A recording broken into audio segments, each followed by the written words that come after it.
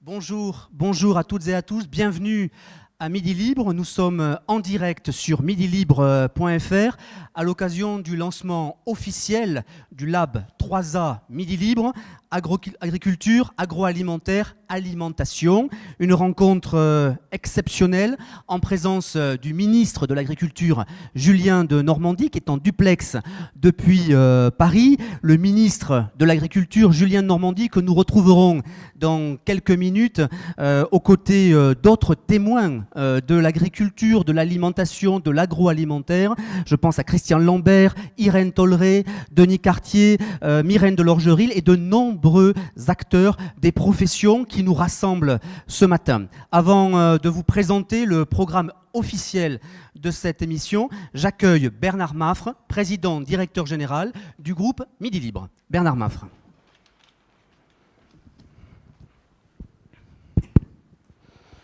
Mesdames et messieurs, bienvenue à Midi Libre. Je salue ici l'ensemble des professionnels et des institutionnels. Je sais qu'il y a quelques élus au sein de cette noble assemblée. Bienvenue pour lancer ce Fab 3A, dernière nouveauté de Midi Libre. Mais je salue aussi les internautes qui sont sur midilibre.fr et qui suivent en live cette inauguration, ce lancement du nouveau Fab. Je voudrais remercier aussi chaleureusement les hautes personnalités qui ont accepté de nous accompagner en cet instant solennel. D'abord, Monsieur le ministre, Julien de Normandie, merci d'être à nos côtés, merci d'avoir accepté l'invitation de Midi Libre.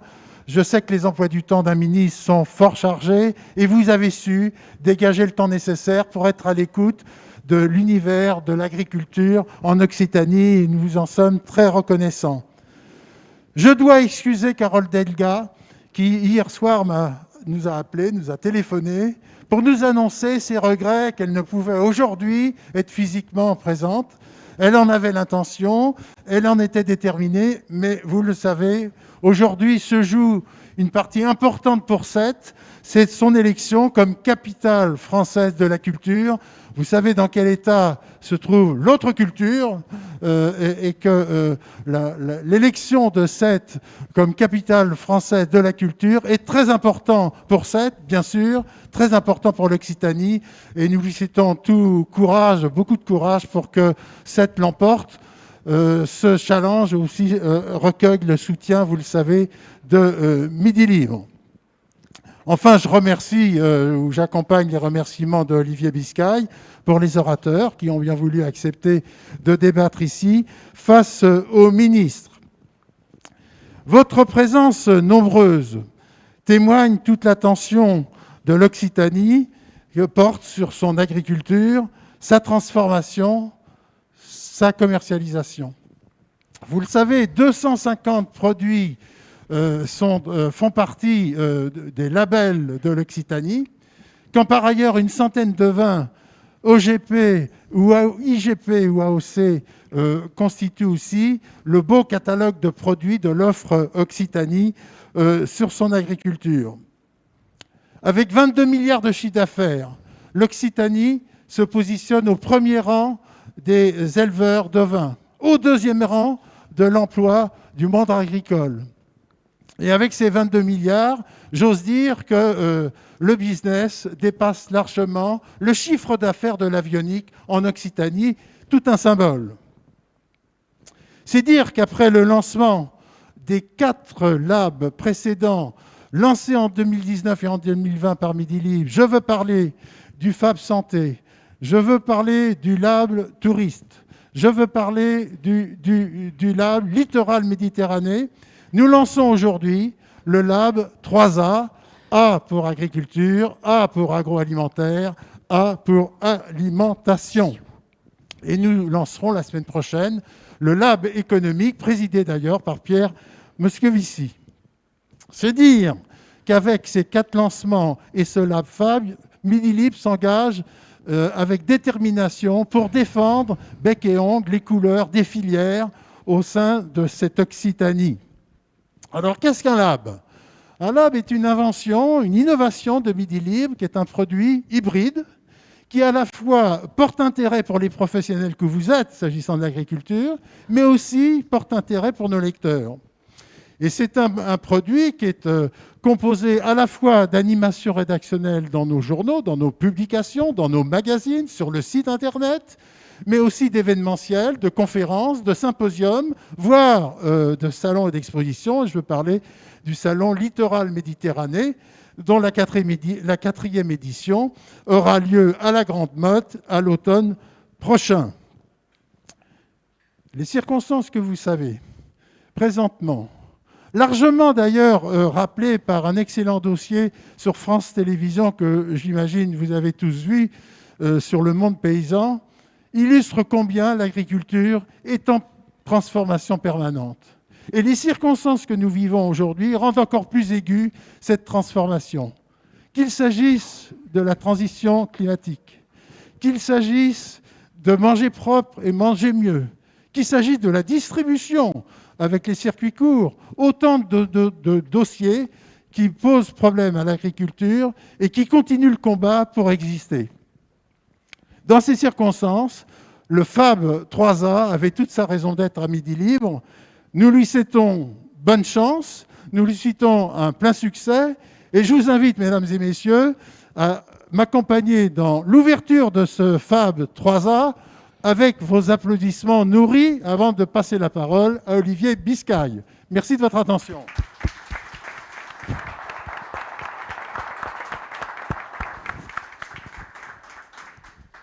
Merci beaucoup Bernard Maffre. Alors, vous l'avez rappelé, nous sommes en direct sur midilibre.fr et sur l'ensemble des supports numériques du groupe. Je veux rappeler que vous pouvez, internautes, commenter, partager, réagir tout au long de cette rencontre. Et surtout, vous pourrez évidemment interroger l'ensemble de nos intervenants, à commencer par le ministre de l'Agriculture, Julien Denormandie. Bonjour Monsieur le ministre. Il faut que tu tailles... Ça y est, on vous entend parfaitement, on vous voit à l'image et on vous entend. Bonjour Monsieur le ministre. Bonjour à toutes et tous. Merci de votre présence ce matin au lancement de ce Lab 3A. Je vous propose qu'avec Gilles Lorfèvre, bonjour Gilles, bonjour. Journaliste à Midi Libre, nous puissions entamer pour démarrer votre interview. Nous avons, vous vous en doutez, de nombreuses questions à vous poser. Gilles Lorfèvre. Oui, Monsieur le ministre, bonjour. Une première question. Quel est l'état de santé aujourd'hui de l'agriculture française après une année de pandémie ?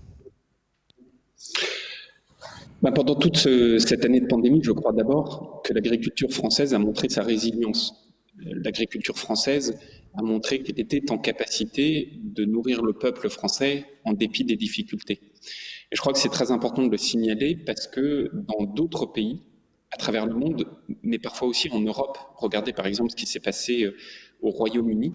Il y a parfois eu des manques dans l'alimentation, dans la fourniture des denrées alimentaires. Ça n'a jamais été le cas en France, et ça c'est grâce à nos agriculteurs, à nos éleveurs. Et d'abord, je voudrais de manière très solennelle les en remercier.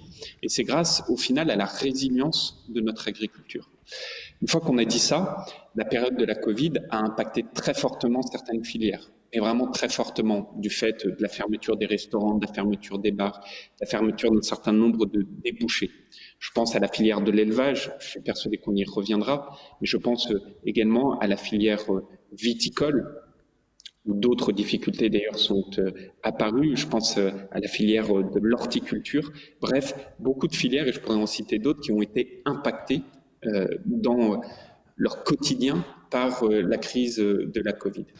Et puis, dernier élément, mais pour ne pas être trop long, cette crise, elle a montré aussi un certain nombre de faiblesses ou de fragilités dans notre agriculture qui, en fait, montrent un certain nombre de dépendances que notre agriculture peut avoir face à un certain nombre de défis. Le premier de ces défis, c'est évidemment le changement climatique. Et ça nous impose. Ça nous impose de prendre des mesures fortes, des mesures structurelles pour regagner en souveraineté, pour conforter notre souveraineté Et vraiment, moi, cette souveraineté agroalimentaire, c'est parmi toutes les priorités, ma priorité absolue. Comment reconquérir justement cette souveraineté alimentaire souhaitée, et d'ailleurs souhaitée par le président de la République il y a quelque temps, quand on a un taux d'importation de produits alimentaires qui dépasse les 20%, est-ce que c'est compatible?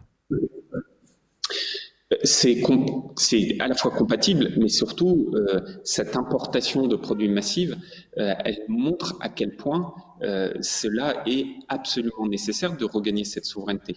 Alors, comment on fait pour regagner une souveraineté? D'abord, il faut identifier toutes les dépendances qu'on peut avoir, et gagner en souveraineté, c'est regagner en indépendance. Parmi ces indépendances qu'il nous faut regagner, vous citez les importations. Il y en a une que j'ai chevillée au corps, c'est la nécessité de regagner notre indépendance vis-à-vis des importations de protéines. C'est un véritable système organisé depuis 50 ans. Aujourd'hui, notre pays, et de manière générale d'ailleurs l'Europe, est complètement dépendant des importations de protéines végétales venant d'Amérique du Sud. C'est absolument scandaleux, c'est incompréhensible et c'est un système organisé depuis 50 ans. Alors comment on fait pour lutter contre ça? Eh bien, d'abord, à l'échelle nationale, il faut être extrêmement allant pour favoriser cette production de protéines dans notre pays. Et puis, c'est d'ailleurs le sens du plan de relance où on a, avec la profession agricole, déterminé une enveloppe de 100 millions d'euros pour regagner en indépendance protéique, planter des légumineuses, améliorer la qualité de notre fourrage, etc., etc. Et puis, c'est aussi faire bouger les lignes au niveau européen, au niveau de l'OMC, pour sortir d'une certaine sorte de naïveté, parfois même d'hypocrisie, qui consiste encore et encore à imposer de plus en plus de normes, de standards en Europe, tout en continuant à importer des produits qui viennent alors qu'ils ne respectent pas ces normes que nous nous imposons à nous-mêmes. Donc ça, c'est un gros travail qu'on est en train de faire, et notamment, il y aura un point d'orgue à tout ça, c'est la présidence française du Conseil européen à partir du 1er janvier de l'année prochaine, et je mettrai cette sortie des dépendances comme la priorité de la présidence que j'assurerai au volet agricole. Vous avez parlé tout à l'heure de résilience. Effectivement, il y a une vraie résilience, il y a un vrai travail fourni par les agriculteurs depuis des années. Et pour autant, ils ont l'impression de ne pas être entendus. Pour une grande partie d'entre eux, ils ont pas forcément, ils pensent qu'ils ne sont pas entendus. Et même, ils se posent les questions de quels moyens leur offrir pour justement avoir cette souveraineté alimentaire dont vous parlez, mais parce que aujourd'hui, une grande partie d'entre eux se dit démunis.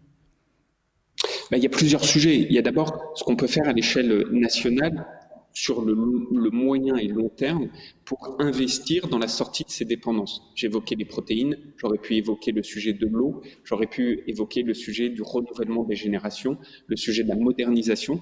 Et ça, le plan de relance, France Relance, on a obtenu, je me suis battu pour 1,2 milliard, je dis bien 1,2 milliard, pour pouvoir financer ces réformes de structure ou cette modernisation. Mais au-delà de ça, ça c'est le moyen terme, il y a le court terme. Et le court terme, c'est quoi? C'est l'enjeu de la rémunération.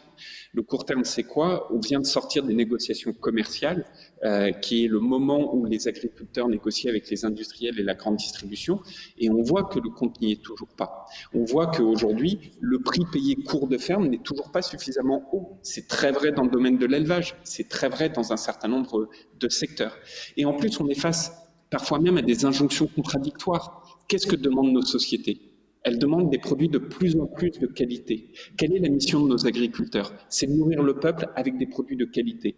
Et au même moment, on dit, et certains jouent un jeu de dupes, on dit on va tirer les prix vers le bas. Mais vous voyez bien que là, il y a une injonction complètement contradictoire. On ne peut pas tirer les prix vers le bas et demander plus de qualité. Et donc, moi, ma position, c'est qu'il faut aller, par exemple... Qui tire les prix vers le bas? Qui sont les... Dans la chaîne, c'est une partie de la grande distribution et une partie des industriels. Très clairement. Et il n'y a pas moyen justement de faire revenir la grande distribution là-dessus? Julien de Normandie. Si, je le pense. Je le pense très sincèrement. Et d'ailleurs, il y a des exemples où ça marche. Et moi, j'en appelle d'ailleurs à ce sursaut de tous ces capitaines d'industrie ou ces capitaines de grande distribution, parce que je suis convaincu que À faire cette guerre des prix, en fait, on creuse notre tombe collégiale. À faire cette guerre des prix, à la fin, ça se fait sur le dos de l'agriculteur, toujours, parce que c'est le rapport de force. Mais à faire cette guerre des prix, ça se fait aussi au détriment de nos industriels, parce que comment nos industriels demain feront les produits de qualité s'ils n'ont pas les éléments issus de notre agriculture? Et ça se fait au détriment aussi de la des grandes surfaces, de la grande distribution. Pourquoi? Parce que plus on va détruire notre modèle agricole, plus ces mêmes personnes seront dépendantes d'importations face à des grands groupes internationaux, etc. Et donc oui, il y a encore des jeux de dupes qui sont menés. Je veux dire, quand vous voyez les 4 derniers mois qu'on a vécu sur les négociations commerciales, l'État, et moi j'avais annoncé la couleur, on est rentré avec beaucoup de force dans ce rapport de force des négociations commerciales. On a démultiplié les contrôles, on est allé avec une fermeté totale. Mais il faut sortir de ce système, et pour sortir de ce système, il faut aller plus loin que ce que nous prévoit d'ores et déjà la loi Egalim. Lié à cette problématique, quel regard vous portez aujourd'hui quand on dit que le revenu moyen d'un agriculteur est de 1100 euros par mois, qui n'est même pas le prix du SMIC, hein. Qu'est-ce que ça évoque quoi chez vous? Que c'est une situation qui est inacceptable, d'abord pour nos agriculteurs, nos éleveurs, ensuite par principe, parce que tout travail mérite salaire, et puis vous évoquez le salaire moyen, mais il faut le ramener au taux horaire, parce que vous avez ce salaire, et en moyenne, vous travaillez 55 heures par semaine. C'est ça aussi la réalité, en moyenne. Et puis, ça évoque pour moi une vraie question qui est, c'est quoi notre modèle agricole? Notre modèle agricole, vous savez, vous évoquiez tout à l'heure ce très beau film, Nous paysans. Et quelques jours avant, il y a eu un autre film par Yann Arthus Bertrand qui s'appelle Legacy. Ce film, il montrait des élevages. Il montrait des élevages de truies et des élevages laitiers. Des élevages de truies qui étaient des immeubles de 13 étages de haut. Des élevages laitiers où il y avait des dizaines de milliers de bêtes. Bon, ça, et d'ailleurs le film, je le regrette, ne le mentionnez pas, ça c'est pas l'élevage en France. Ça c'est ce qui se passe dans d'autres pays à l'international. C'est pas le modèle qu'on veut. C'est pas un modèle tourné vers la qualité. C'est pas un modèle tourné vers la création de la valeur pour l'agriculteur, pour nos territoires, pour notre environnement et pour notre santé. C'est pas vrai. C'est pas un modèle comme ça. Et donc nous, ce dont il faut bien avoir conscience, et c'est la responsabilité, j'en appelle au sursaut collectif des capitaines d'industrie de grande consommation, mais c'est également une responsabilité en tant que consommateur. On ne peut pas d'un côté, c'est pas possible, demander toujours plus de qualité, et de l'autre côté dire la seule solution, parce qu'il y a des sujets très importants de pouvoir d'achat, c'est de tirer les prix vers le bas. Ça n'est pas possible. Et donc là, ce qu'on voit, c'est que les règles du jeu qui ont évolué grâce à la loi Egalim, qui allaient dans le bon sens, elles ne sont pas suffisantes. Et donc moi, mon objectif très clair, c'est d'aller plus loin. Ce matin même, Serge Papin, l'ancien directeur de Système U que j'ai mandaté sur le sujet, après 4 mois de travail, m'a fait des propositions en nombre restreinte, mais qui sont structurantes. Et moi, mon objectif, c'est de reprendre ces propositions, de pouvoir les mettre en œuvre pour aller plus loin sur la loi Egalim et sortir de cette guerre des qui est mortifère pour tout le monde. Reconnaissez qu'avec un salaire moyen de 1100 euros, 55 heures par semaine, et un avenir qui est quand même pas vraiment... qui a encore des zones d'ombre, on ne crée pas des vocations et quand même on va avoir du mal demain à repeupler les terres. Mais vous avez 1000 fois raison, on ne crée pas des vocations. Et vous savez, le monde de l'agriculture, c'est un monde de passion. Sauf que notre société s'est reposée sur la passion des femmes et des hommes qui constituent ce monde agricole. Mais la passion, elle ne peut pas tout. La passion, elle ne peut pas être faite au détriment de la rémunération. Et le système qui consiste à dire précisément, depuis quelques décennies, mais il y a eu un élément changeant qui était en 2008 avec une loi qui s'appelle la loi LME. La loi LME, qu'est-ce qu'elle a fait en 2008? Elle a dit, eh bien en fait, on arrête ce qu'on a appelé avant la non-négociabilité du prix. C'est-à-dire qu'on arrête de considérer qu'il faut préserver le prix payé à l'agriculteur. Et que, ce faisant, on va créer de la concurrence au sein de la chaîne agroalimentaire, avec un espoir, c'est de diminuer les prix pour augmenter le pouvoir d'achat. Mais donc, en fait, on est rentré en 2008 sur un système qui consistait à dire on va donner du pouvoir d'achat aux Français, au détriment de la rémunération des agriculteurs. Ça n'a pas été présenté comme ça, mais c'était ça la réalité. Et politiquement, ceux qui ont fait ça à l'époque, ça peut s'expliquer, ne l'ont pas dit clairement. Et donc aujourd'hui, on se retrouve 10 ans, enfin quelques années après, on se retrouve avec un système qui effectivement a marché. C'est-à-dire que on a cessé année après année d'organiser cette déflation au titre du pouvoir d'achat, et on a fait une erreur monumentale à mes yeux, c'est que accompagner le pouvoir d'achat des Français, c'est essentiel. Et on fait des politiques pour. Mais accompagner le pouvoir d'achat des Français, ça ne peut pas se faire sur le dos des agriculteurs.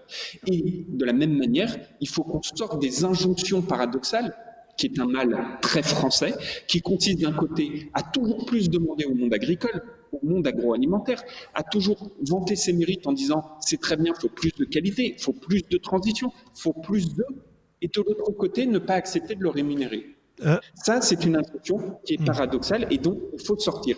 Alors, ça nécessite de sortir avec ce sursaut collectif que j'évoquais. Ça nécessite de sortir, et j'insiste dessus, avec le rôle du consommateur, qui est essentiel. Le problème, c'est que deux produits alimentaires, ils se ressemblent beaucoup. Un blanc de poulet ressemble beaucoup à un autre blanc de poulet. Un steak haché ressemble beaucoup à un autre steak haché. Une entrecôte pareil, un concombre pareil. Et donc, pour autant, ces deux aliments qui se ressemblent beaucoup, quand ils sont issus d'élevages différents, ils n'ont pas la même valeur nutritive, ils n'ont pas le même impact pour notre santé, ils n'ont pas le même impact sur nos territoires. Et donc le rôle du consommateur, il est essentiel. Mais moi, comme je vois que les choses n'avancent pas assez vite sur ce sursaut collectif ou sur ce rôle du consommateur, je pense qu'il faut repasser par des mesures qui régissent ces règles et donc aller plus loin que la loi Egalim ne le fait.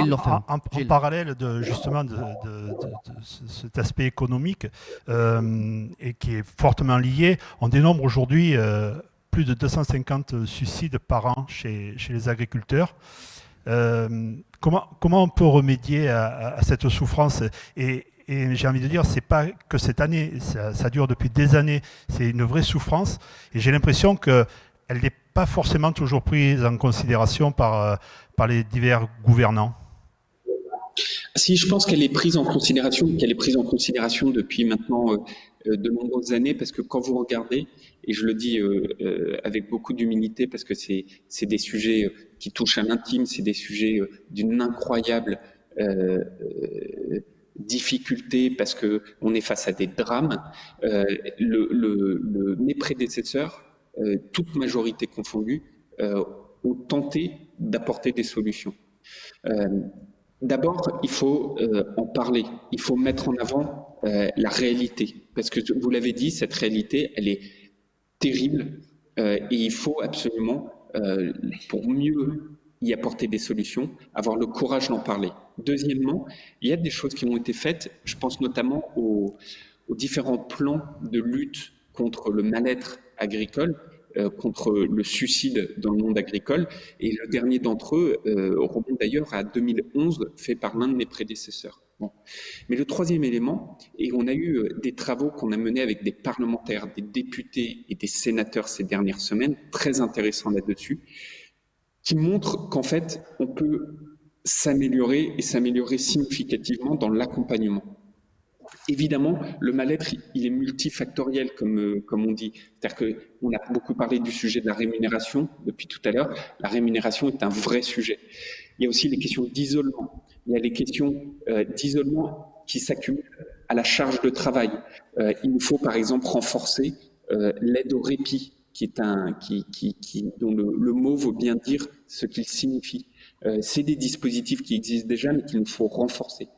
Et puis, il y a la question aussi de la considération. Quand vous accumulez manque de rémunération, surcharge de travail, parfois isolement, et en plus des personnes qui passent devant votre champ et qui vous critiquent, ça fait une accumulation de choses qui parfois est très compliquée à vivre.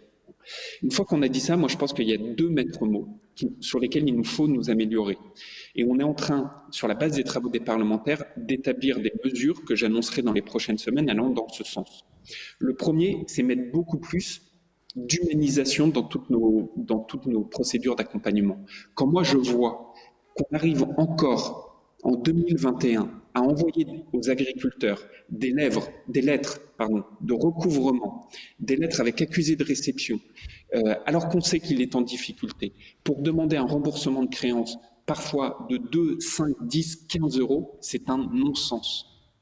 Et deuxième élément, au-delà de cette humanisation, c'est-à-dire remettre de l'humain au centre de tout, il y a une notion qui est très importante à mes yeux, c'est la notion de aller vers.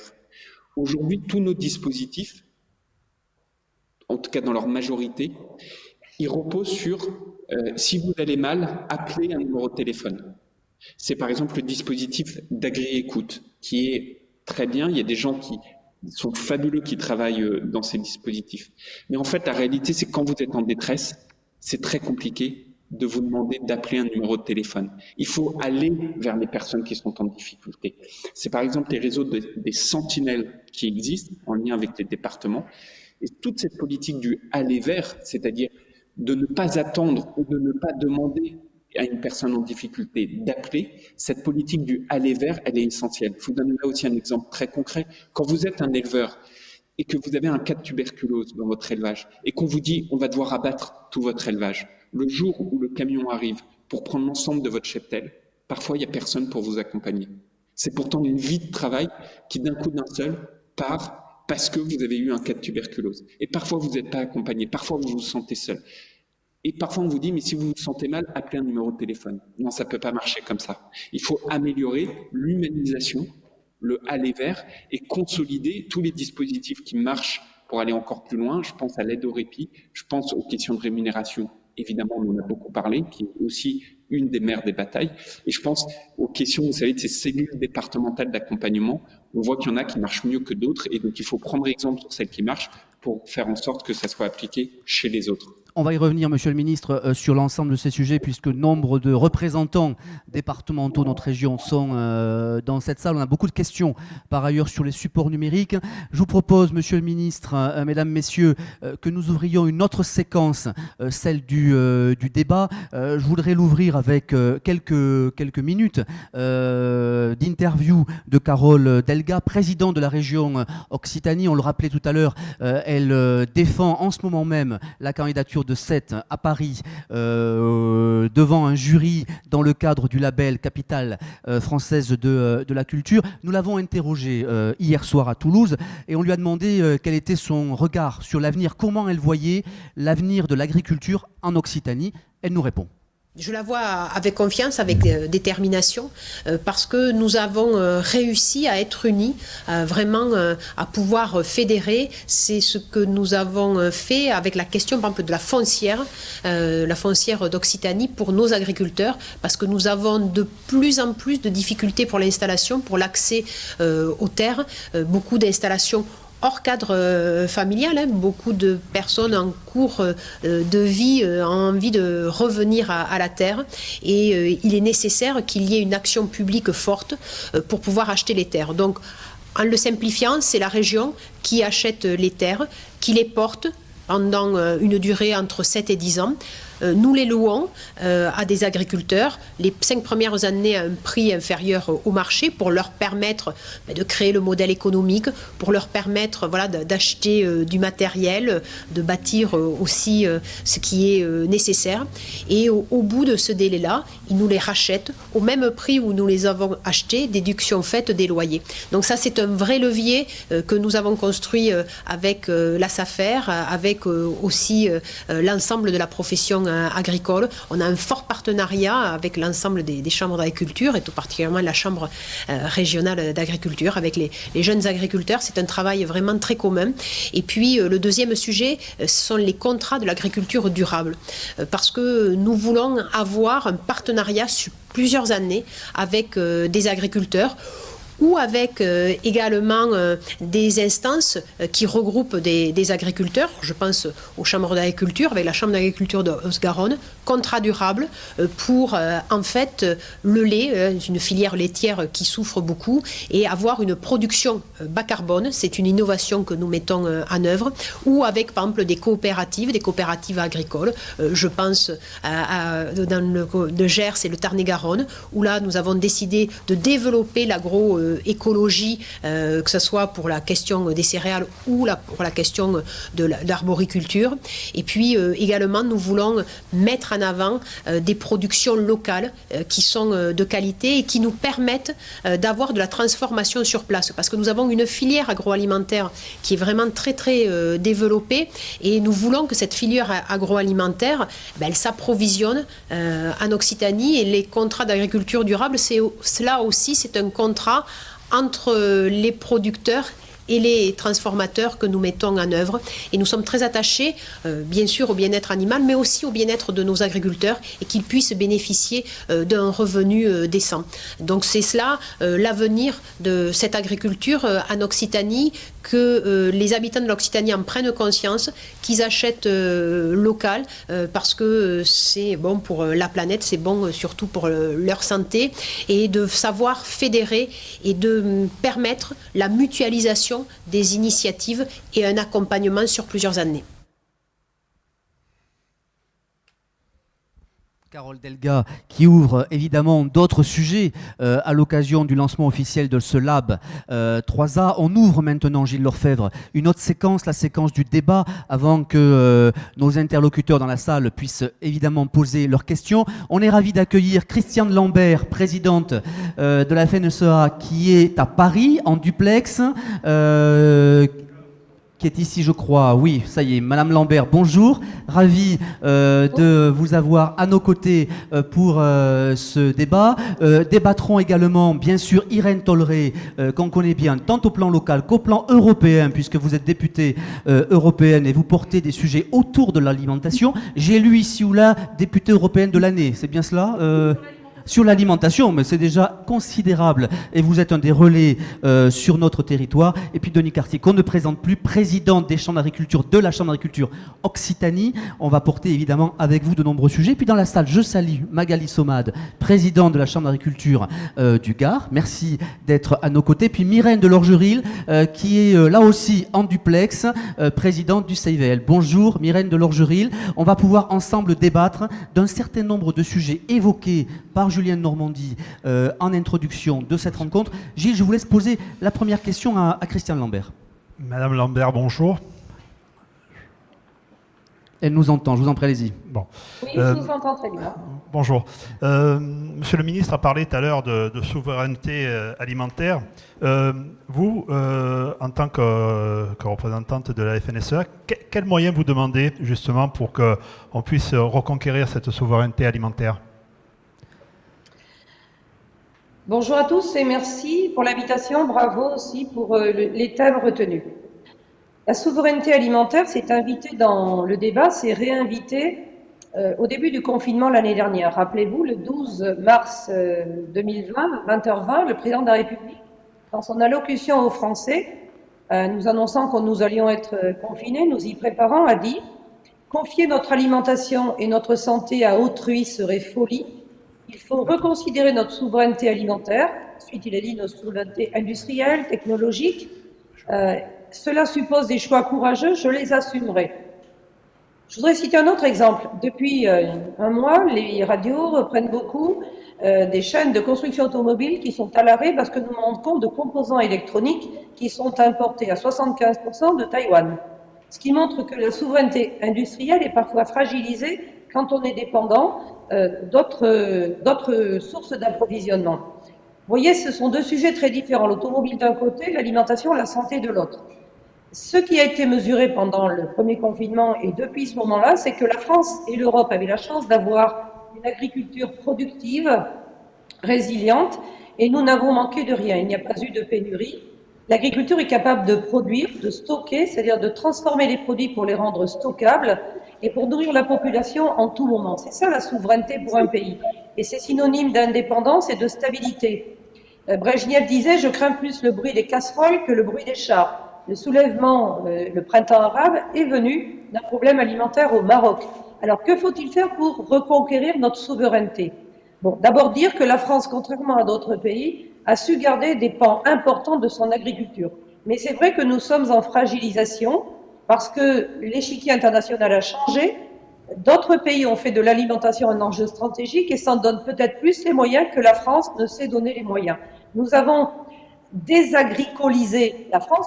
Nous sommes devenus plus dépendants d'importations. On cite souvent l'exemple du poulet. On importe un poulet sur deux. Et dans les cantines, c'est 80% des poulets consommés qui sont importés. On peut citer le vin, où malheureusement, sur l'entrée de gamme, nous sommes concurrencés par des pays plus compétitifs en termes de coût du travail et de coûts de toutes sortes. Et nous avons beaucoup d'importations, ce qui pénalise nos producteurs de vin d'entrée de gamme dans notre pays. Alors, il faut des politiques publiques qui ne fassent pas de surtransposition des règles environnementales. Qu'est-ce que c'est un malentendu? Comment arriver à ce que les Français soient de nouveau amoureux de leurs agriculteurs, de leurs paysans? Est-ce qu'il y a des solutions ou est-ce qu'on va se retrouver avec deux France, celle de la ruralité et celle citadine? Irène Tolleré.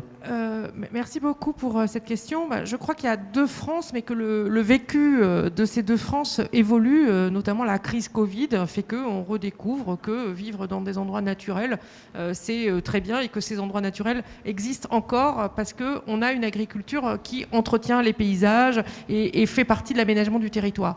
Par rapport à l'agribashing, je crois aussi qu'on a un développement des réseaux sociaux depuis des années qui a fait qu'on est sur des communications très courtes et très hystérisées, avec les fake news, parfois des confusions, comme le ministre l'a rappelé, sur des pratiques qui n'existent pas en Europe ou qui n'existent pas en France et qui pourtant fait que des agriculteurs peuvent subir des violences verbales, voire physiques, parce qu'on pense qu'un éleveur est forcément un tortionnaire.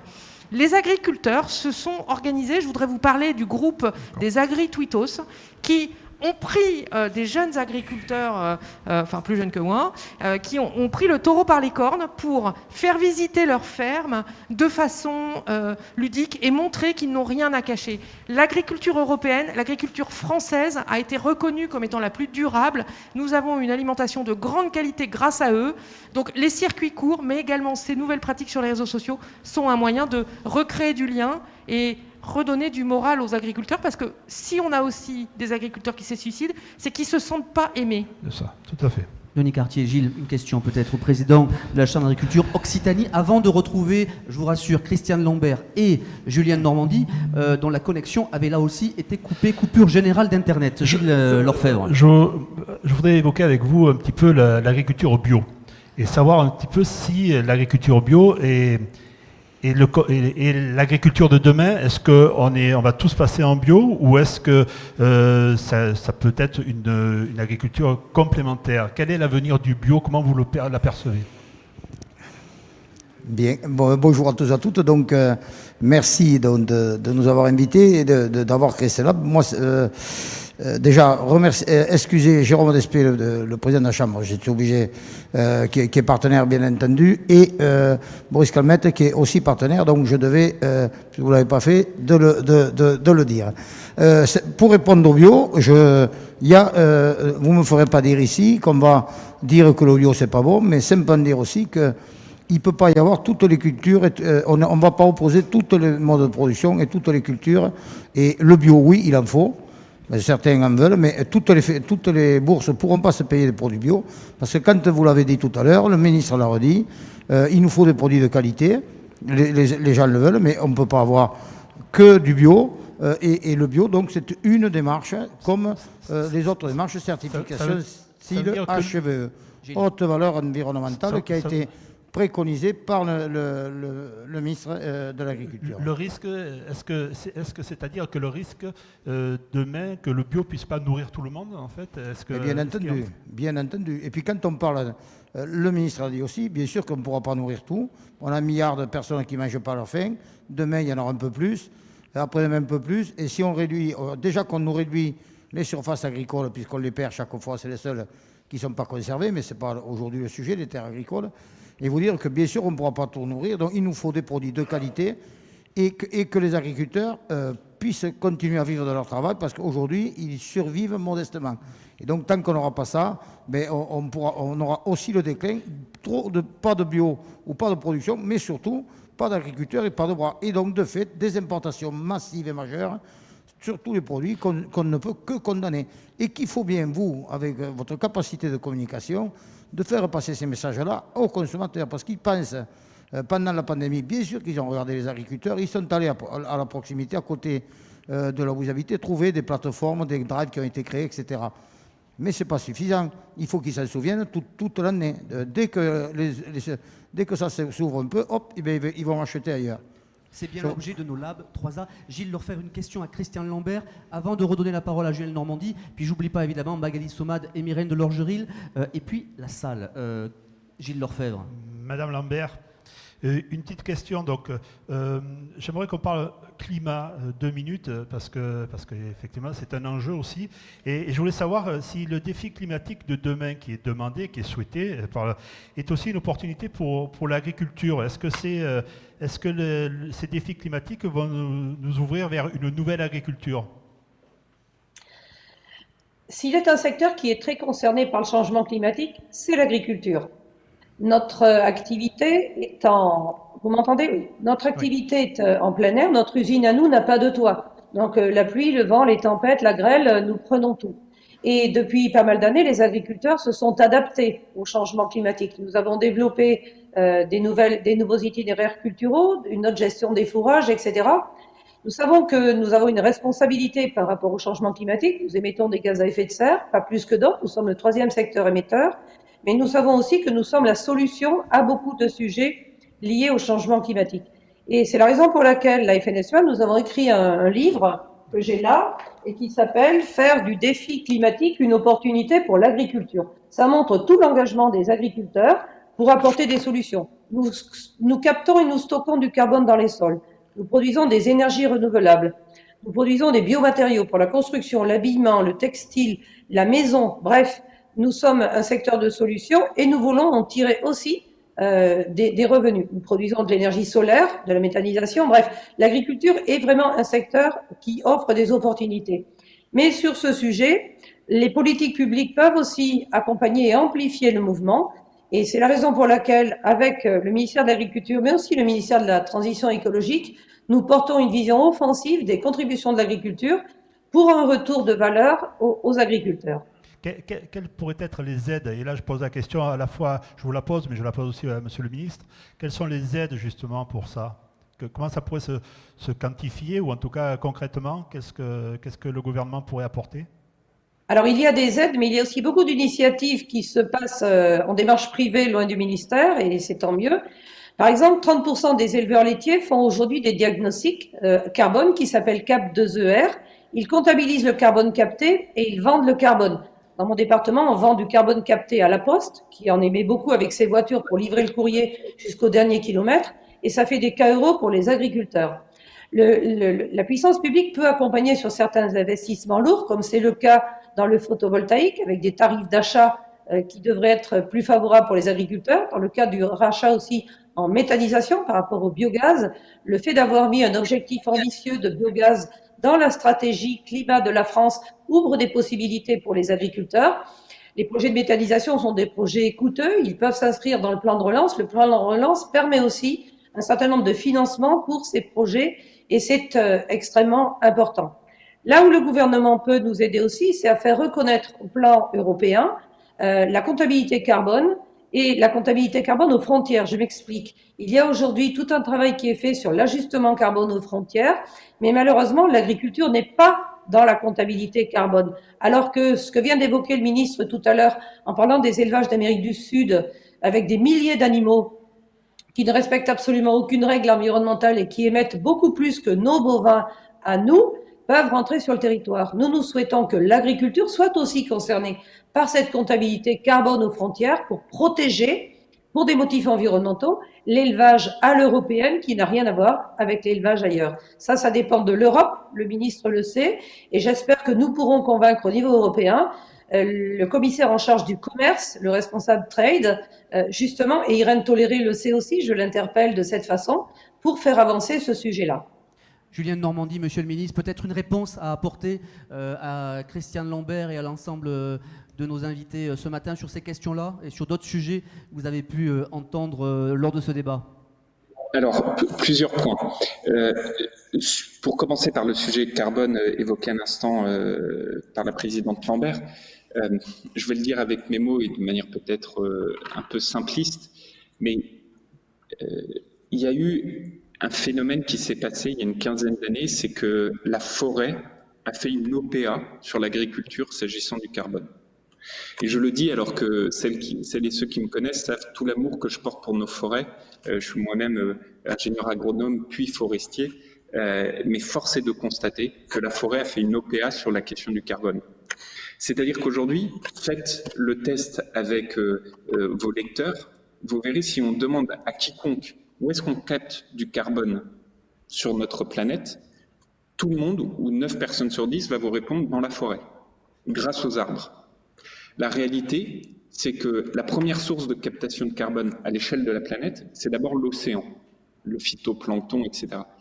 Et puis après, c'est le sol, c'est la terre, c'est pas la forêt. La forêt ne vient qu'après. Sauf que quand vous regardez tous les mécanismes qui ont été créés sur le carbone, et c'est des mécanismes qui sont extrêmement intéressants parce que c'est des mécanismes qui, pour moi, sont au cœur de la philosophie dans laquelle je crois. C'est des mécanismes qui créent de la valeur pour l'environnement en allant capter du carbone, mais c'est des mécanismes aussi financiers qui créent de la ressource économique pour celles et ceux qui le portent, les forestiers. Et donc aujourd'hui, vous avez des mécanismes qui ont été mis en place, c'est les fameux crédits carbone, sur différents marchés au niveau européen, de manière obligatoire, au niveau national, de manière volontaire. Souvenez-vous, il y a quelques années, à chaque fois que vous preniez un billet d'avion, on vous proposait de limiter votre empreinte carbone parce que dès que vous prenez votre billet d'avion, vous alliez investir dans des arbres et à l'époque d'ailleurs, on vous disait que vous alliez planter des arbres à l'autre bout de la planète. Bon. La réalité, c'est que l'agriculture doit se ressaisir de la question du carbone pour en faire une création de valeur énorme. Et donc il y a plusieurs sujets. La présidente Lambert a évoqué les discussions en cours au niveau européen, elle a mille fois raison.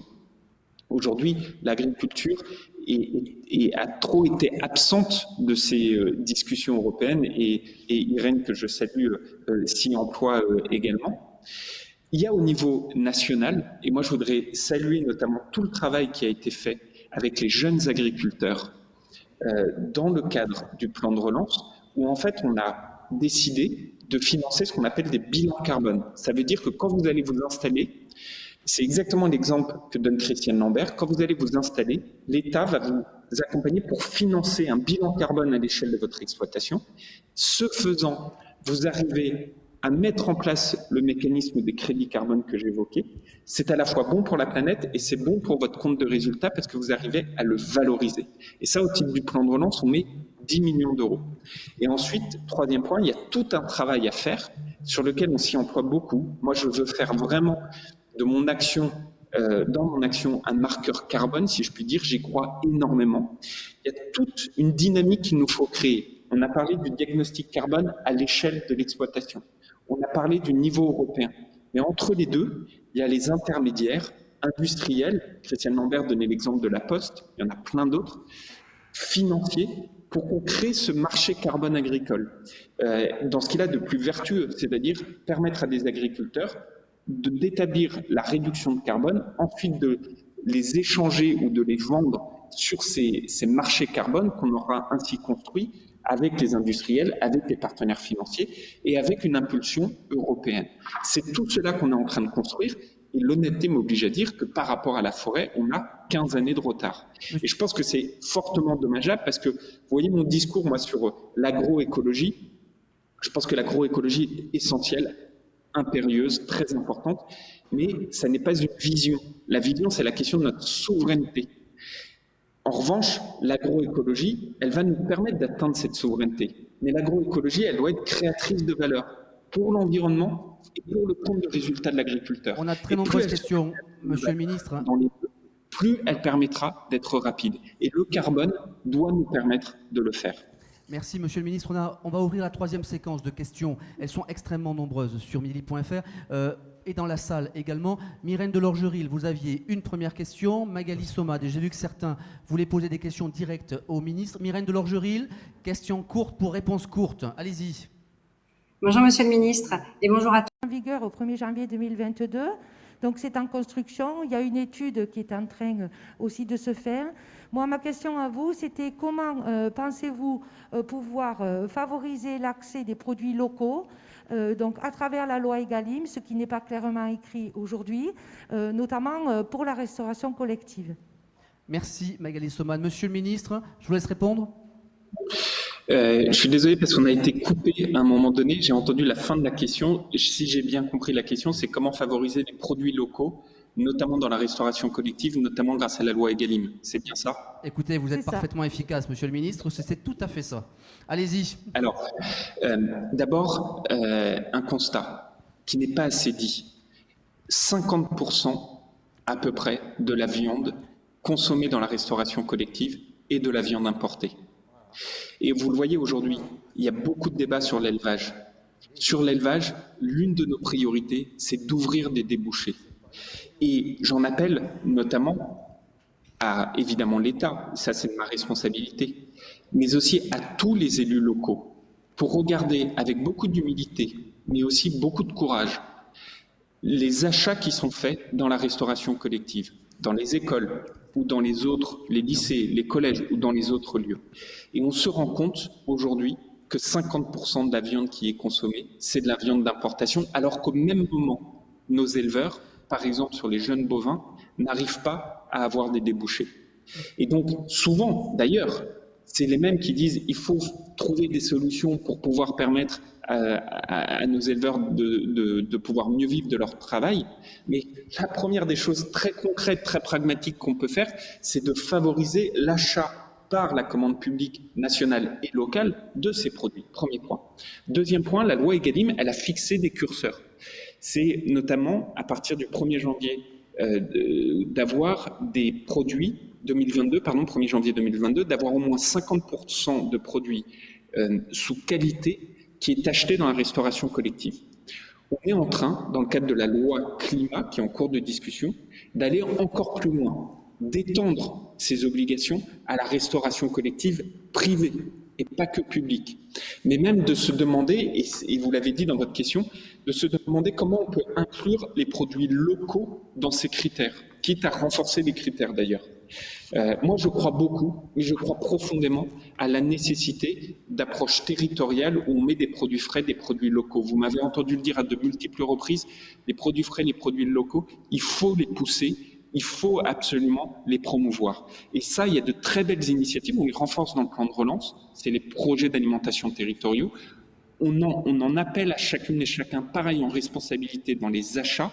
Et en plus, on va modifier la loi pour que la loi Egalim sur ce point-là puisse être renforcée, parce que c'est une source de débouchés, de création de valeur, et c'est bon pour notre santé, c'est bon pour nos enfants dans les écoles, d'avoir de la bonne viande issue de nos élevages, plutôt que de la viande importée. Et ça, c'est vrai dans toutes les catégories de viande, de bœuf ou de poulet qu'évoquait tout à l'heure Christiane Lambert. Autre question, Myrène de Lorgeril, vous êtes revenue, il me semble. Oui, allez-y, votre question, je vous en prie. Oui. Merci, bonjour Monsieur le Ministre. Ma question portait, je faisais une référence à ce que vous évoquiez tout à l'heure et sur la valorisation de nos produits. Pourquoi ne pas imposer à la grande distribution de faire 75% de sa communication sur les produits de qualité, sur la qualité des produits et non sur le prix, comme on a imposé à l'industrie automobile de faire 75% de sa communication sur les produits hybrides ou électriques dans les années qui viennent? Ce serait une chose simple et ça éviterait de casser systématiquement tout le travail que nous faisons pour la promotion des vins en ce qui nous concerne ou des produits de qualité pour lesquels nous dépensons des budgets importants de mise en valeur qui sont souvent démolis par une simple mise en valeur du prix, parce que chacun sait qu'un produit à 1 euro, une bouteille de vin à 1,50 € ou 1 euro, ça n'est pas viable en France et ce genre de publicité nous fait beaucoup de tort. Est-ce qu'il y aurait moyen de faire quelque chose de ce côté-là? Julien de Normandie, je vous en prie. Alors, il y a d'abord toute une dynamique du consommateur à créer. Et je crois qu'à la fin des fins, la clé, elle est chez le consommateur plutôt que dans les informations qu'un tel ou un tel donnerait. Chez les consommateurs, par exemple, moi, l'un de mes grands combats, et on travaille beaucoup avec Jean-Michel Blanquer, c'est qu'on voit que tout ce qui relève de la nutrition n'est pas assez présente dans, par exemple, les programmes scolaires, dans la formation, y compris de la formation de certains métiers clés, comme les métiers de la médecine. Et donc, en fait, la place de la nutrition, comme un élément de santé, n'est pas assez prégnante dans le débat. Souvenez-vous, moi, je suis d'une génération où on me disait les 5 fruits et légumes par jour. Aujourd'hui, vous demandez à nos enfants, j'ai 4 enfants, je n'ai pas fait le test, mais je suis sûr du résultat, vous demandez à nos enfants, est-ce que par exemple la saisonnalité des produits, qu'est-ce que ça représente? Qu'est-ce que c'est? Dans notre société, ce sujet de la saisonnalité a disparu, ou beaucoup trop. Alors face à ça, il faut agir dès le plus jeune âge, la formation et l'éducation. Il faut créer les initiatives avec les places de vente, les grandes distributions ou autres. On en a créé une qui est en train d'être mise en œuvre, qui a fédéré tous ces acteurs de la vente autour d'une bannière unique qui s'appelle « Plus près de chez vous, plus près de vos goûts ». Et puis, à la fin des fins, ce qui est sûr, c'est que le jeu, et ça renvoie à ce qu'on disait tout à l'heure sur la loi Egalim, comment aller plus loin, le jeu qui consiste à dire on n'est que sur la guerre des prix et on n'est pas sur la qualité, qui est joué encore et beaucoup trop par certains, c'est ça qui est mortifère. Parce que dans le même moment, vous ne pouvez pas dire, même si on leur imposait, vous ne pouvez pas dire, moi, mon mantra, c'est la qualité, mais au même moment, mon autre mantra, c'est la baisse des prix. Ça ne marche pas. Et donc, il faut absolument, c'est la mère des batailles, cesser cette guerre des prix pour remettre tout le monde sur un droit chemin qui est effectivement la qualité, le sanitaire, l'apport nutritionnel. Et la période, moi j'en suis convaincu, nous le permet, parce que quand vous prenez toutes les enquêtes de consommation, mais toutes vous montrent que le consommateur est de plus en plus en faveur des produits de qualité et de plus en plus demandeurs de ces produits de qualité. Donc il faut profiter de cette dynamique pour aller plus loin sur Egalim, pour renforcer les initiatives telles que j'évoquais, plus près de chez vous, plus près de vos goûts, et pour dire aux consommateurs, quand vous prenez du produit frais, du produit local et de qualité, c'est meilleur pour votre santé, c'est évidemment meilleur pour votre environnement, mais c'est aussi meilleur pour le territoire et souvent pour votre portefeuille, parce qu'il faut mieux acheter du produit frais, du produit local que du produit surtransformé et importé.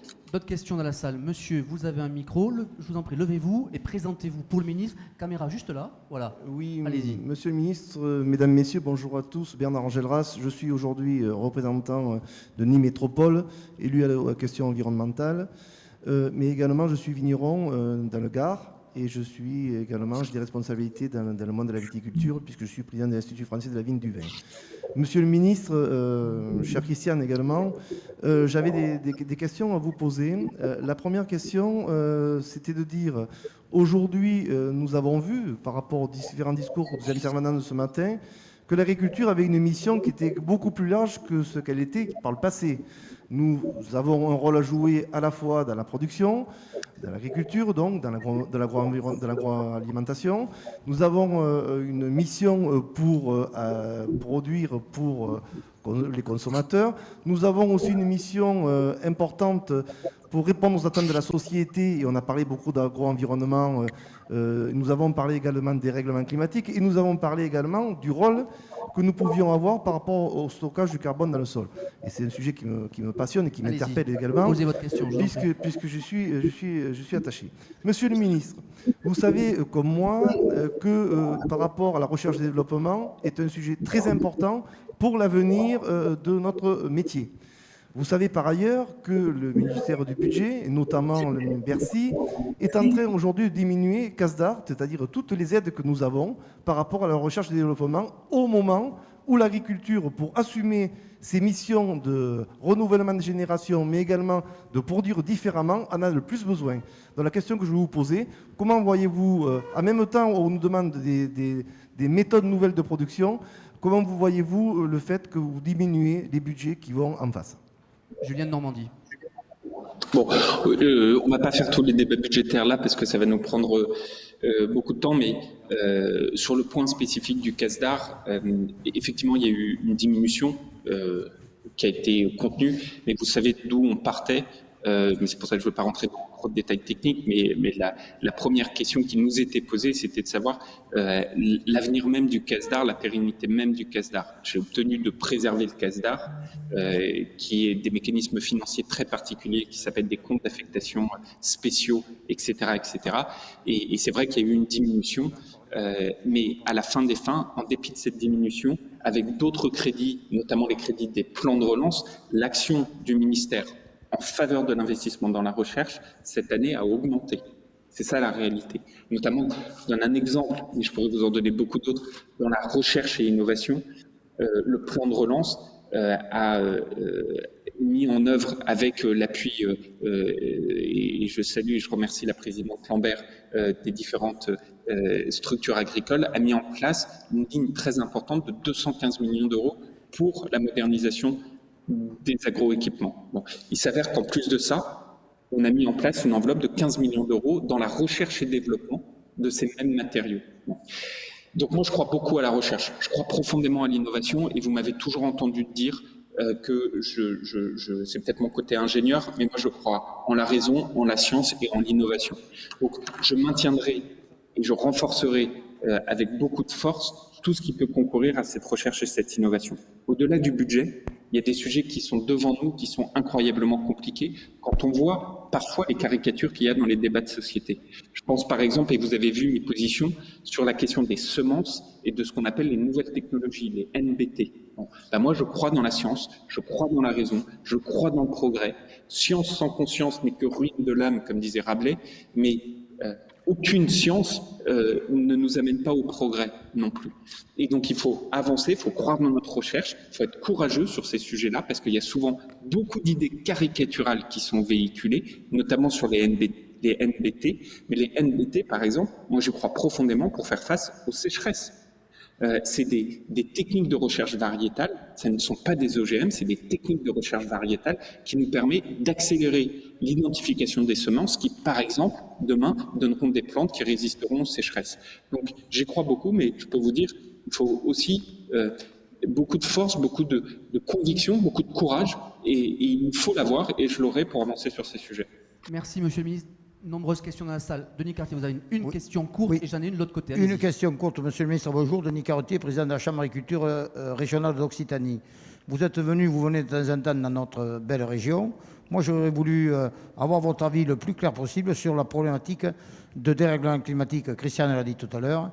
Ce qui nous manque ici, c'est de l'eau. Donc moi, je voudrais que vous et vos services administratifs, tant de la DRAF que de l'ADREAL, soient relativement conciliants et surtout pas pinailler. Et donc, moi, votre position, c'est est-ce que vous êtes pour du stockage de l'eau quand il en tombe, comme il nous est arrivé dans le sud-ouest, où il est tombé énormément et la Garonne a débordé pendant 15 jours, est-ce qu'on pourra rapidement, pour pouvoir modifier les pratiques culturelles, pour conforter l'agroécologie et modifier sur l'exploitation, il nous faut de la ressource en eau.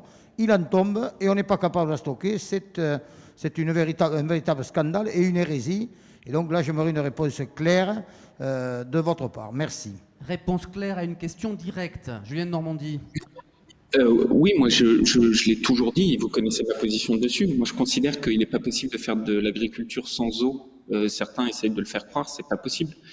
Et donc la question de l'eau est une question de souveraineté. Et donc pour moi, qui suis tant attaché à cette souveraineté agricole, je suis très allant sur ces questions-là. Alors maintenant, une fois qu'on a dit ça, il y a de multiples questions dans votre question. Vis-à-vis de l'eau, comment on doit nous réagir au monde agricole? Il faut avoir le courage sur un certain nombre de sujets. J'évoquais par exemple le sujet des NBT tout à l'heure. Ça fait partie aussi des solutions vis-à-vis du stress hydrique. Il y a des sujets de très court terme sur de la prévention, de l'amélioration des systèmes, de l'investissement, que ce soit dans l'irrigation ou dans des retenues existantes. Dans le plan de relance, c'est pas des mots, c'est de la réalité, c'est de l'action, c'est du concret. Dans le plan de relance, on a mis une enveloppe de 100 millions d'euros rien que pour ça. Bon. Et puis après, il y a un troisième sujet qui est le sujet des retenues d'eau.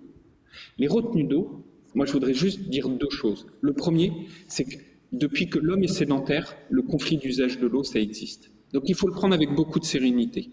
Il faut se dire, oui, c'est des sujets qui sont difficiles, mais il faut avoir le courage là aussi de le faire. Vous l'aurez noté, pardon, c'est un peu technique, mais enfin, ça fait des années qu'on l'attendait. Enfin, j'ai beaucoup poussé pour, on va publier ce fameux décret sur les débits d'usage d'eau, qui était souvent l'élément qui faisait que les projets achoppaient à la fin parce que personne ne se mettait d'accord. Pourquoi personne ne se mettait d'accord? Parce que les règles n'étaient pas claires. Et puis après, il y a un deuxième sujet qui, moi, je pense, doit réunir le monde agricole et le monde environnemental, qui pour moi d'ailleurs, même en le disant, c'est une hérésie d'opposer les deux, parce que les deux sont intrinsèquement liés. C'est à minima un cas où je ne vois pas comment les uns et les autres peuvent se contredire. Le cas est le suivant. Quand aujourd'hui vous prenez des précipitations qui font que les nappes d'eau sont remplies, des précipitations qui font que le sol est gorgé d'eau. À ce moment-là, scientifiquement, avec cette raison qui m'anime, scientifiquement, toute goutte d'eau supplémentaire qui tombe ruisselle vers la mer. Et donc n'a pas d'impact si vous la prélevez sur votre bassin versant. C'est dans un cas très précis où votre nappe est gorgée d'eau et votre sol est gorgé d'eau. Là, typiquement, ce sujet-là, il faut absolument réussir à réunir tout le monde pour avancer. Et comme l'a annoncé le président de la République d'ailleurs, et je suis très content, moi je pense que le ministère de l'Agriculture a trop abandonné la pensée de l'eau. Il nous faut penser et remettre la pensée de l'eau pour avoir des débats éclairés, pour avoir une vision sur le long terme. Et on va d'ailleurs faire ce que j'ai appelé un Varenne de l'eau dans les prochaines semaines, les prochains mois, pour justement créer ces dynamiques-là de manière raisonnée, dans la concertation, apaisée, mais avec une formidable conviction, c'est qu'il n'est pas possible de faire de l'agriculture sans eau, et il faut avoir le courage d'avancer dessus. Merci beaucoup. Une autre question, juste de l'autre côté de la salle, au ministre ou à nos invités. Monsieur, allez-y, levez-vous et présentez-vous pour que nous sachions qui vous êtes. Allez-y, restez ici, je vous en prie. Okay. Allez-y, posez votre question. Oui. Bonjour, donc Philippe Stop de la société ITK qui développe des outils d'aide à la décision pour l'agriculture. Monsieur le ministre, vous savez qu'à Montpellier, on a un gros pôle d'innovation dans l'agriculture, en particulier dans l'agriculture numérique, aussi bien au niveau de la recherche publique que de tissus de start-up qu'il y a dans la région. Et on est un petit peu inquiet d'entendre de plus en plus un discours selon lequel l'agriculture numérique ne serait pas un outil pour la transition écologique, agroécologique, et même selon laquelle elle devrait être exclue des financements publics pour la transition agroécologique. Et on aimerait bien avoir votre avis là-dessus. Je pense que vu votre engagement en faveur de l'innovation, on pense connaître la réponse, mais ce serait bien que vous nous l'affirmiez clairement aujourd'hui.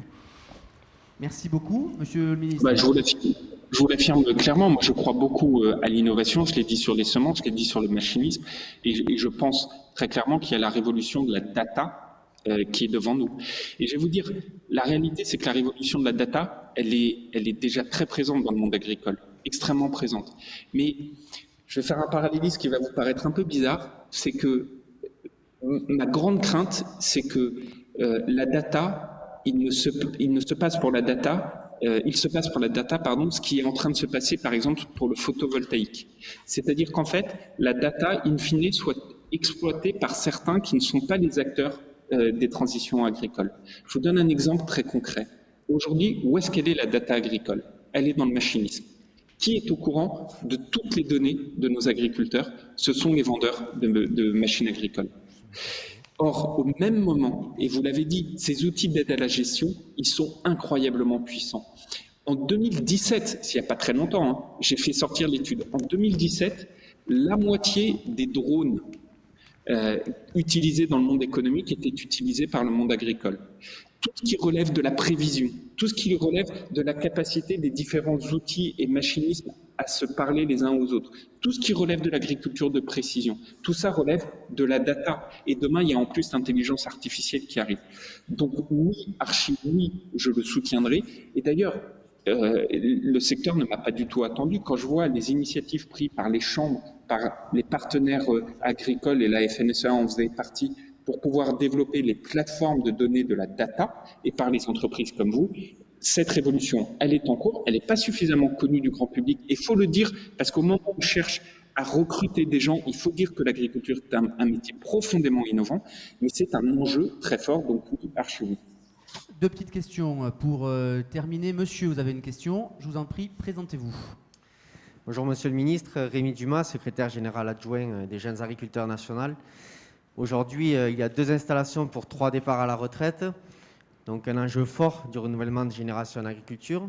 Nous poussons une installation accompagnée, une installation viable, vivable et transmissible, notamment à travers le dispositif de la dotation jeune agriculteur. Aujourd'hui, nous demandons, dans le cadre de la révision de la PAC, un doublement du budget de la RGA, donc à 4%. Est-ce que vous allez pousser cette proposition et derrière s'assurer que ce budget aille bien aux jeunes installés avec les conditions de la DGA? Julien de Normandie. Alors, sur les jeunes agriculteurs, je n'y reviens pas, sujet essentiel, j'ai évoqué dès le début, là aussi, sur la question de souveraineté. Deuxièmement, votre question, elle porte sur la PAC. En fait, sur la PAC, il faut bien avoir en tête que c'est technique, mais que la DGA, elle relève du deuxième pilier et ça fait partie des éléments qui sont en cours de discussion avec les régions parce que ce volet-là du deuxième pilier a été transféré aux régions. À partir de la nouvelle politique agricole commune, je connais la position des GA sur le sujet, je connais la nécessité d'harmoniser le tout. Mais sur ce volet de la DGA, il y a une question de négociation également avec les régions là-dessus. En revanche, dans la part qui reste gérée exclusivement par l'État, il y a celle du premier pilier, ce qu'on appelle le paiement jeune agriculteur. Et effectivement, aujourd'hui, sur la table, il y a la question de l'augmentation de ce volet qu'on appelle PJA, qui fait partie des hypothèses qu'on est en train de discuter. Il y a toutes les concertations. Mais moi, je crois qu'effectivement, il faut que la PAC accompagne nos jeunes agriculteurs, très clairement. Dernier point, tout à l'heure était dit par la présidente Delga, un sujet qui, à mes yeux, est très important, c'est l'accès au foncier. Aujourd'hui, on ne le dit pas suffisamment, mais l'agriculture est peut-être l'un des seuls secteurs économiques qui restent où, avant de s'installer, il faut d'abord s'endetter à hauteur de 300, 400, 500 000 euros. Et sur ce volet-là, on est en train de monter un gros travail, de faire un gros travail, notamment avec la SAFER et la Caisse des dépôts, pour voir comment on peut généraliser ces outils de portage du foncier pour empêcher ou pour permettre aux GIA qui s'installent d'avoir moins de charges financières avec un endettement qui ne se ferait pas au moment de l'installation. Donc vous voyez, il y a plein de sujets sur la table, la PAC, mais aussi ce portage foncier, c'est en tout cas pour moi les deux priorités. Christian Lambert et Irène Tolleret. Christian Lambert, vous avez une question d'abord, Gilles. Oui, Mme Lambert, je voudrais revenir sur le sujet tout à l'heure évoqué avec Monsieur le ministre concernant la possibilité ou en tout cas la réflexion portée sur acheter français pour notamment la collectivité, les cantines, se pose quand même un problème de compétitivité aujourd'hui parce que la réalité elle est aussi là.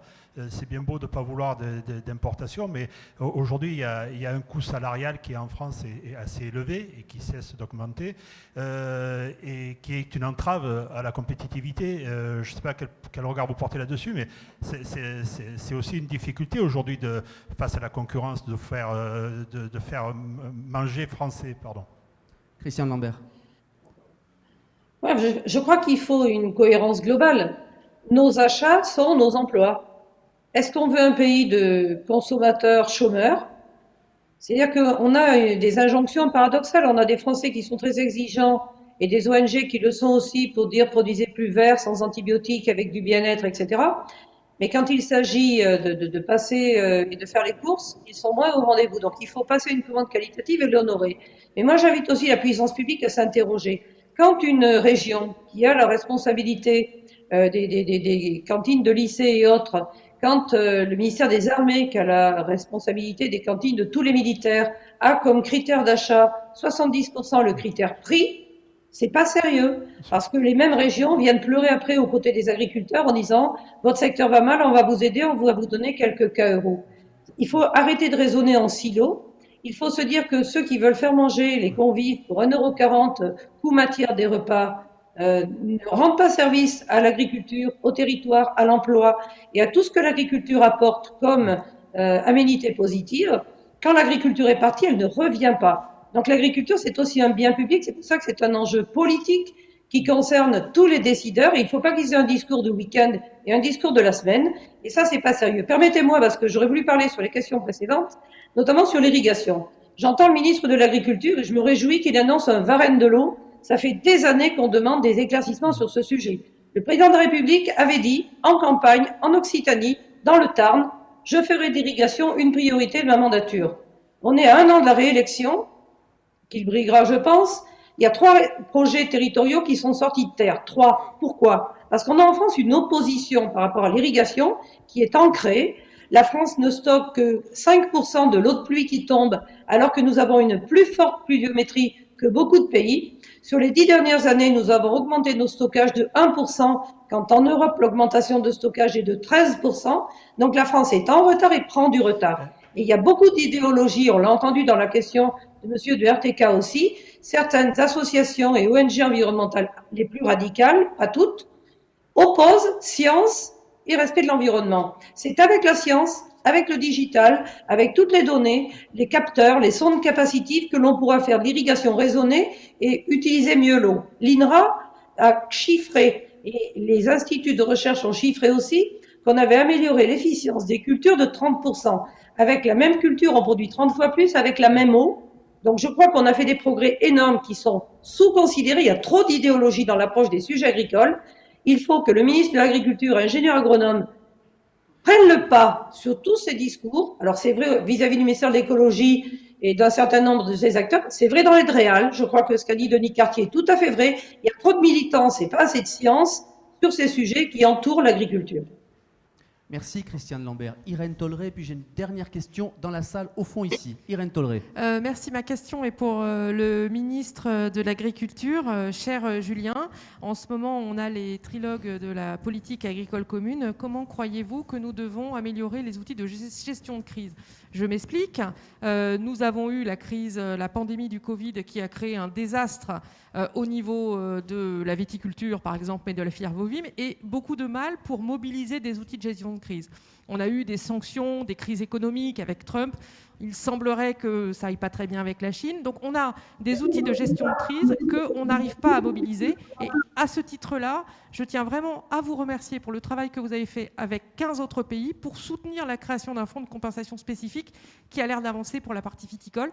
Mais comment est-ce qu'on fait pour que durablement les outils de gestion de crise qui sont là pour ça, on arrive à les mobiliser ? Merci Irène Tolleré. Julien de Normandie, je vous laisse répondre à la question, puis je ferai une toute dernière. Irène soulève un problème auquel on a été confronté ces dernières semaines et ces derniers mois avec beaucoup de force. C'est-à-dire qu'on a vu que la réponse des mécanismes de soutien européens face à la crise de la Covid ou face, par exemple, aux taxes de l'administration Trump était beaucoup trop lente. Et donc, vous imaginez quand moi j'annonce, et puis ceux qui me connaissent savent que j'aime bien ouvrir un dossier, régler le sujet et clore le dossier. Quand je vois que parfois j'ai mis des mois à mettre en place des mesures de soutien, parfois annoncées, y compris par mon prédécesseur, pour vous dire que parfois ça mettait beaucoup de temps, parce qu'il nous fallait avoir le blanc-seing de X strates au niveau européen, parce que c'était des mécanismes de marché. Je pense par exemple au secteur de l'horticulture ou au secteur du vin sur les aides au stockage. Ça montre qu'on n'est pas dans le temps de la gestion de crise. Et donc ça, c'est des choses qu'on porte avec les ministres de l'Agriculture au niveau du Conseil, que portent les parlementaires, que portent le COPA, COGECA et Christiane Lambert en est la présidente, de se dire ce mécanisme-là, qui s'appelle les mécanismes OCM, il faut absolument qu'on les améliore, et c'est l'un des sujets de discussion en ce moment, pour qu'on soit plus conforme à la réalité du terrain. Et avec notamment mon collègue espagnol, lundi et mardi dernier, on était à Bruxelles et on a plaidé pour améliorer les mécanismes de marché dans le secteur du vin. Je crois que c'est essentiel. Je vous sais les uns et les autres contraints par vos emplois du temps. Une toute dernière question. Monsieur, question très courte pour réponse très courte. Allez-y. Bonjour, Pascal Thomas, Société Futura Gaia. On est une jeune pousse dans le monde de l'agriculture verticale. On a beaucoup parlé de technologie, on a beaucoup parlé d'innovation. Je suis fils d'agriculteur, donc j'ai connu ce qu'était l'innovation dans l'agriculture. On voit aujourd'hui deux mondes assez séparés. Le monde qui vient vraiment de la technologie, dans son financement. On voit un monde de l'agriculture qui a besoin d'avancer et beaucoup de difficultés à rapprocher ces deux mondes. Est-ce qu'on n'aurait pas intérêt à avoir un peu plus de filières qui mélangent technologie et agriculture ? Nous, on le constate au quotidien dans ce que l'on fait, et ça pourrait être, je pense, très bénéfique pour le monde de l'agriculture. Nous, on fait des fermes verticales à destination des agriculteurs. Peut-être Christiane Lambert, réponse courte, et puis Julien de Normandie, également réponse courte à la question qui est posée, très intéressante, et puis on conclut ce débat. Christiane Lambert. Eh bien, monsieur, venez à la Chambre d'agriculture des Pays de la Loire à Angers, où nous avons installé de l'agriculture urbaine sur les toits de la Chambre d'agriculture. Nous travaillons aussi avec une quinzaine de start-up qui sont intéressées par ces sujets à Nantes, Angers, Laval, Rennes, Le Mans, etc. Les structures agricoles que certains disent un peu ringardes ou conservatrices sont tout à fait au top sur ces sujets. Et moi, je me réjouis et je suis émerveillée de ce que je vois avec la ferme digitale. J'ai participé l'année dernière à Toulouse au salon aussi du FIRA. Et merci pour ce que vous apportez comme fraîcheur et comme solution technique et technologique. Et on parle aujourd'hui d'intensification dans l'agriculture urbaine et verticale, alors qu'elle est contestée dans l'agriculture dans les champs. Merci de nous permettre d'avoir un peu d'oxygène. On vous attend à Angers. Venez, on vous accueille. Merci Christiane Lambert. Julienne Normandie, vous voulez peut-être conclure quelques lignes, quelques mots? Je dirais pas mieux. Moi, je pense effectivement, avec une casquette qui est la mienne, Christiane Lambert le disait sur l'agriculture urbaine, il s'avère que moi j'ai une singularité, j'ai été, avant d'être ministre de l'Agriculture et de l'Alimentation, j'ai été 3 ans ministre de la Ville et du Logement, avec déjà ma sensibilité agricole et forestière. Quand j'étais ministre de la Ville, j'ai pu beaucoup pousser, dans le cadre notamment de la rénovation urbaine, vous savez, les quartiers prioritaires de la ville, beaucoup pousser pour qu'on y remette du végétal et notamment qu'on y mette de l'agriculture urbaine. Et on a déployé des dispositifs qui sont en cours de mise en œuvre aujourd'hui, qui sont fabuleux. Une chèvrerie dans les quartiers nord de Marseille, l'immense centre commercial des Mureaux où on en fait du maraîchage, des murs anti-bruit le long de l'autoroute qui sont des fermes verticales. Et tout ça au bénéfice de tout le monde. Des champignonneries qu'on arrive à créer dans d'anciens parkings désaffectés ou sinon s'y passe des trafics ou autres. Donc moi j'y crois profondément et je pense, et je terminerai là-dessus, et votre question le montre bien, je pense qu'il faut faire très attention. On parle beaucoup en ce moment de l'unité de la nation. On parle beaucoup des dissonances qui puissent exister entre un tel et un tel au sein de notre société. Il faut faire très attention aux oppositions qui existent entre les urbains et les ruraux, et parfois entre les ruraux et les néo-ruraux. Et moi, j'y suis particulièrement sensible parce que je vois que sur beaucoup de débats, quand caricature il y a, souvent c'est parce qu'il y a aussi des incompréhensions, que les gens ne se comprennent plus. Sur la question, par exemple, de l'élevage en plein air, vu de ma fenêtre, à la fois beaucoup de nos citoyens disent qu'il faut faire que des élevages en plein air, et aller faire une étude sur le nombre de permis de construire de poulaillers en plein air qui subissent recours sur recours sur recours et qui n'arrivent plus à voir le jour parce que les voisins s'y opposent. La réalité, elle est comme ça, elle est complexe. Il faut que chacun arrive à se comprendre, il faut unir, il ne faut surtout pas dissocier le monde urbain et le monde rural. Et je crois que votre témoignage, cher monsieur, montre à quel point cette fertilisation autour de sujets aussi structurants que l'innovation doit le permettre. Merci Monsieur le Ministre. J'en profite pour vous remercier pour votre présence tout au long de cette rencontre du Lab 3A. Je sais, et nous savons vos emplois du temps bien chargés. Remercier Christiane Lambert également, Irène Tolleré, Denis Cartier, Myrène Delorgeril, Magali Somade. Merci pour vos interventions. Remercier l'ensemble des acteurs ici présents dans cette salle. Vous étiez 55 ce matin, preuve que ce Lab 3A était extrêmement attendu. Remercier nos partenaires pour ce Lab 3A. Je voudrais remercier la Chambre d'agriculture Occitanie parce que vous êtes là depuis ce lancement avec beaucoup d'énergie. Remercier les chambres d'agriculture du 34, l'Hérault, le 30, le Gard et l'Aveyron. Remercier la SAFER et son président régional Denis Granier. Remercier la MSA et Groupama Méditerranée. Mais je crois que vous vouliez aussi peut-être parler d'un autre partenaire. Oui, la coopération. Je l'ai dit tout à l'heure, la coopération va se greffer. Alors, et les vignerons, les métiers dans la coopération globalement, et les vignerons indépendants seront partenaires. Guy Jobert est ici présent. Donc on étoffe ça, donc on va les jouer en équipe.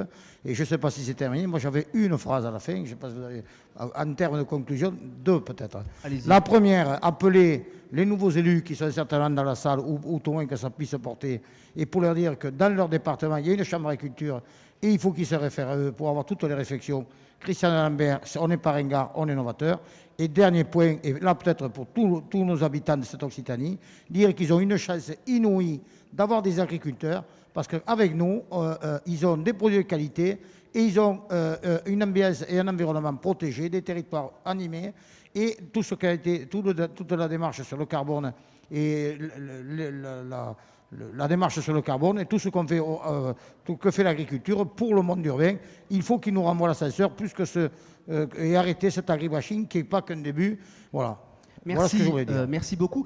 Je n'oublie pas évidemment l'un des partenaires qui là aussi a été très enthousiaste à l'idée du Lab 3A, c'est Groupama Méditerranée, évidemment, dont les représentants sont dans la salle. Je voudrais terminer 2 mots de conclusion. D'abord, vous faire part du lancement de ce nouveau-né Mangeons local, art de vivre en Méditerranée spécial cuisine, issu des équipes de Midi Libre. On y parle évidemment de local, de circuit court, d'agriculture, d'agroalimentaire, d'alimentation. Bref, un lancement commun cette semaine entre ce Lab 3A et ce magazine. Vous dire également que le 16 avril, prochain rendez-vous du Lab 3A, et c'est à la SAFER, ici à Latte, avec Denis Granier, président régional de la SAFER. On parlera de transmission des terres, un sujet tout aussi important. Mesdames, Messieurs, merci beaucoup. À très bientôt.